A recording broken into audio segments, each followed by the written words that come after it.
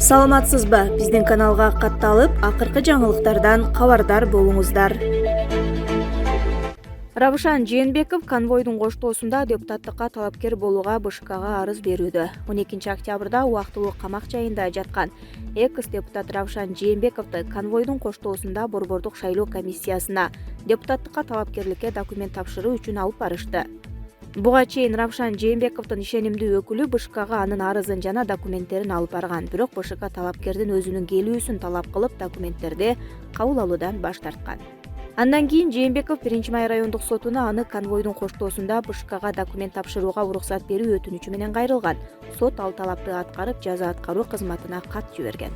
Анын негизинде 12 октябрда Равшан Жээнбеков БШКга жогорку кеңеш депутаттыгына талапкер болууга арыз жазууда. Жээнбеков оор жана өзгөчө оор кылмыштар боюнча, тактап айтканда Альфа Атайын отрядынын кызматкерлеринин барымтага алуу, жапырт башаламандык уюштуруу жана бийликти күч менен басып алуу беренелери боюнча шектелип жатат. 2020 жылдын 6 октябрында митингчилер Ак үйдү басып алып, камактагы Алмазбек Атамбаев, Садыр Жапаров жана Равшан Жээнбековду бошотушкан. Кийинчерээк Алмазбек Атамбаев кайра камалган. Жогорку кеңештин экс-депутаты Равшан Жээнбековдун бөгөт чарасы Бишкек шаарынын 1-Май райондук сотунда каралып, ал кайрадан СИЗО 1ге убактылуу абак жайына камалсын деген чечим чыкты. Булак политклиника. Президенттин үйүн берүү жөрөлгөсү Кыргызстандын тарыхында биринчи жолу. Мамлекет жетекчисинин жубайы Канайым Майрам Акаева мамлекеттин таланышына жаман колун матырып, туалетке чейин кийлигишип калган.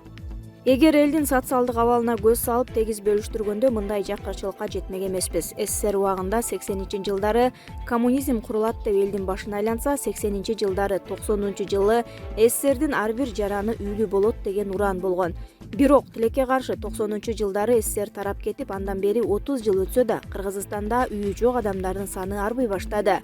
Жарандарды үй менен камсыз кылыш үчүн мамлекет тарабынан ипотекалык банктар түзүлгөн. Президент Садыр Жапаров ипотекалык банктарга айрыкча көңүл бура баштады. Ал сөз жүзүндө эмес, иш жүзүндө да Кыргызстандын элинин үйлүү болушуна жигердүү салым кошууда. Ал өзүнө тиешелүү үйдү үйү жок адамдарды колдоо үчүн мамлекетке берип, бийик саамалыкты баштады. Эми анын аркасынан кимдер өз үйлөрүн мамлекеттин эсебинен элге беришет? Ипотекалык банктарга жардам берели мекендештер. Область, райондордун борборлорунан болсо деле үйүн берсе боло берет экен. Ылайым Кудайдын кулагы сүйүнүп, жакшылыктар улана берсин. Булак баяндама Чекет.org. Дастан Жумабеков төрага кезде Камчыбек Ташиевдин жакшылыгын кантип унуткан? Убагында Камчыбек Ташиев ак көңүлдүгүнө салып, Дастан Жумабековго карьералык өсүш жасаганда моралдык жактан чоң колдоого алганы маалым. Бул жагын көпчүлүк биле бербесе керек. Сейреккана адамдар жакшылыкты унутпай, татыктуу жооп кайтараарын турмуш көрсөтөт эмеспи? Кызыгы Дастан Жумабеков жогорку кеңештин төрагасы болгондо өзгөрүлүп, оппозицияда оор күндөрдү баштан кечирип жүргөн Камчыбек Ташиевди таза унутуп коет. Жада калса саламга келбей калганы эмнени билдирет? Убактылуу спикерлик кызматына манчыркап, алгач Алмазбек Атамбаевке, кийин Сооронбай Жээнбековго кулдук урган Эргулдун кошоматчылыгы, адам сыягынан сырт мүнөзү коомчулукка жайылган эле го. Акыры ишенген даңкаңдары эмне күн түгөрүүдө? Ал эми Камчыбек Ташиев чындык үчүн күрөшүп жүрүп, элдин талабы менен бийликке келди. Учурда УКМКны жетектеп отурат. Реалдуу турмушта Дастан Жумабеков адатынча бөжөңдөп, камчыгенин жүзүн карай албай жалтактап калганы рас. Келме кезек деген бар. Бул дүйнөнүн тиги жакка кетпей көрсө эсептешип алууга адам өмүрү деле жетет тура. Булак Азия Ньюс. Мирлан Жээнчороев жана Жанар Акаев Альянс саясий партиясынын тең төрагасы болуп шайланышты. Мындай чечим партиянын бүгүнкү съездинде кабыл алынды. Өз сөзүндө Мирлан Жээнчороев 1 жыл мурунку октябрь айында өткөн парламенттик шайлоодогу одоно мыйзам бузууларды эске салып, бул сапар шайлоо таза, коркутуп үркүтүүсү жок, өтүшү керек экендигин баса белгиледи. 1 жыл аралыгында биз кандай гана сыноолорду баштан өткөргөн жокпуз. Саясий, экономикалык кризиске өзүбүз күбө боло турабыз. Бүгүнкү шайлоо кыргыз эли үчүн, келечеги үчүн чоң сыноо болуп турат. Эгерде шайлоо бул сапардагы таза өтпөсө, кимдир бирөө тарабынан мажбурлоо болсо, өзүнүн бийлигине таянып, уюшкан кылмыштуу топтордун таасирин колдоном дегендер болсо, бул Кыргыздын тарыхына, өнүгүүсүнө, келечегине балта чапкандык. Биздин команда, биздин альянс буга карама каршы. Биз экономикалык секиретте мыйзамдуулукту бекем кармаган, күчтүү мамлекетти түзө турган билимдүү, сапаттуу команданы топтоп алдыга бара жатабыз, деди Жээнчороев. Тең төрага Жанар Акаев Альянс партиясынын өзгөчөлүктөрүн атап, анын курамындагы талапкерлердин буга чейин жасаган иштерине кеңири токтолду. Туура 1 жыл мурун Кыргызстанда олку-солку абал болгон. Ошондо эмне кылабыз, мындан аркы абалыбыз кандай болот деп өлкөнүн келечегине бушайман болуп президенцияда чогулганбыз. Ал тургай 2 жылбыр бир тизгинди бир колго алган бийлик башчысынын көзүнө тик карап, эгер туура жолдо иштесеңер биз колдойбуз, кемчилик болсо айтып турабыз деген элем. Ошол бойдон туруктуулукту сактап, принциптерибиз, баалуулуктарыбыз өзгөргөн жок. Альянстын айырмасы бийликке кемчиликтерин айтып турабыз, акыйкатты сүйлөп, аны менен кошо сунуш да беребиз. Акты ак, караны кара дейбиз. Биздин курам табигый жол менен ийленип, такшалып топтолдук. Башка саясий кыймылдардай жасалма эмеспиз. Буга чейин ар башка партияларда жүрсөк дагы саналаш, пикирлеш, идеялаш болуп келдик. Жаңы түзүлгөн альянска принциптеринен тайбагандар чогулду, деди Акаев. Айтымында команда менен саясий жарышка шайлоо системасынын өзөгүн өзгөртүүгө чоң салым кошкондор жаңы режимдин авторлору бара жатат. Булак репортер КЖ. Абыкеевдин ордуна жаңы мамлекеттик катчы келди. Кыргызстандын мамлекеттик катчысы болуп Сүйүнбек Касманбетов тайындалды. Бул туурасында президенттин маалымат кызматынан кабарлашты. Президент Садыр Жапаров кол койгон жарлыкка ылайык Касманбетов Кыргыз Республикасынын президентинин администрациясынын жетекчиси кызматынан бошотулуп, мамлекеттик катчы болуп тайындалды деп айтылат маалыматта. Ал эми мурдагы маалымат катчы Чолпонбек Абыкеев жарлыктын негизинде кызматтан кеткен. Булак Спутник.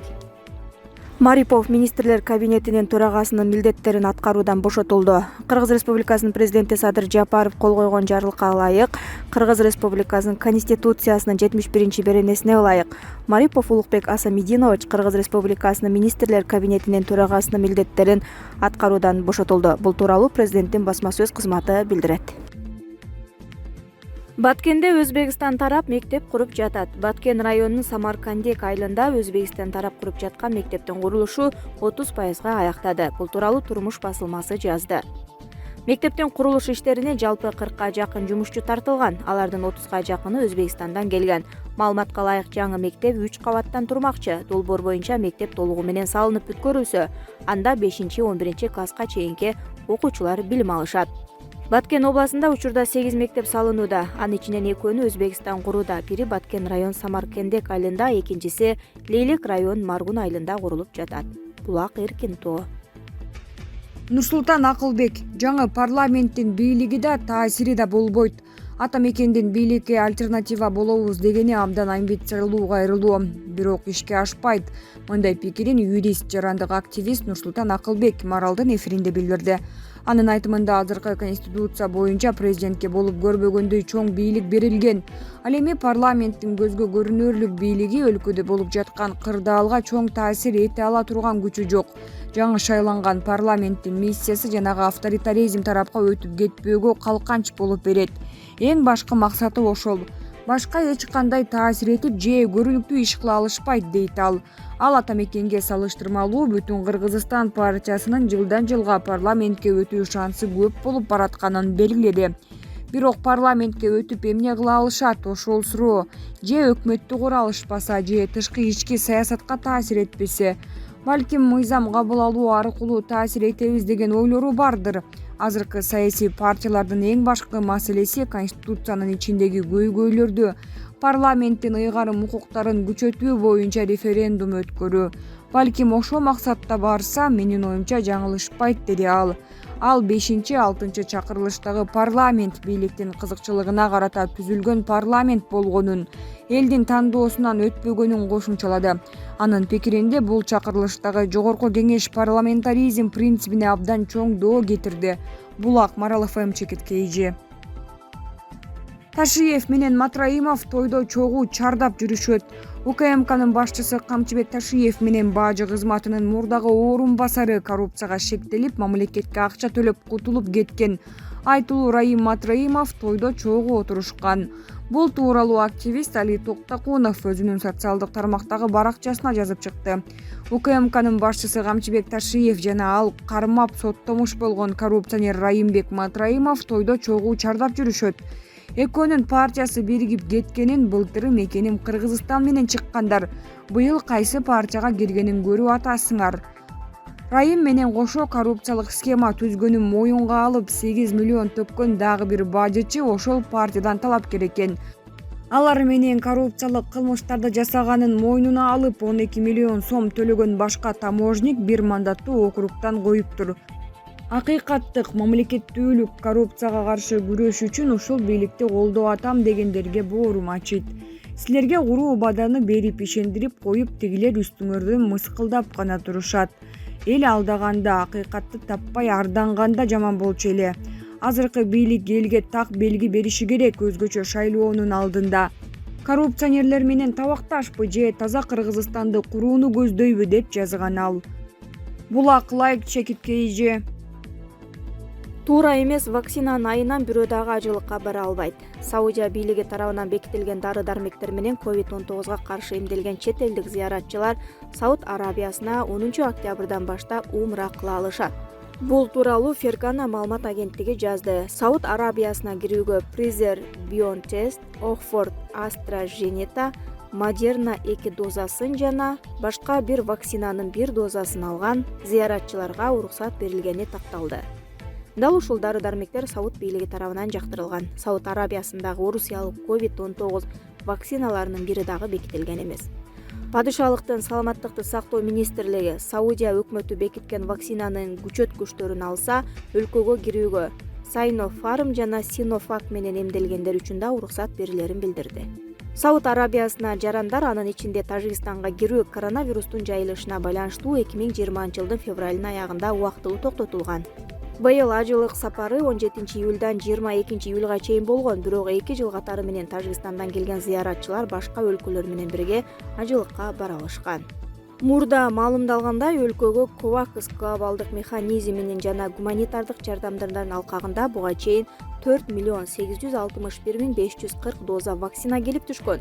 Бул айда республика 500,000 доза Кытай вакцинасы, CoronaVac жана 302,000 доза европалык AstraZeneca вакцинасын алат деп күтүлүүдө. Sputnik 5 жана Sinopharm вакциналары Кыргызстанда колдонулат.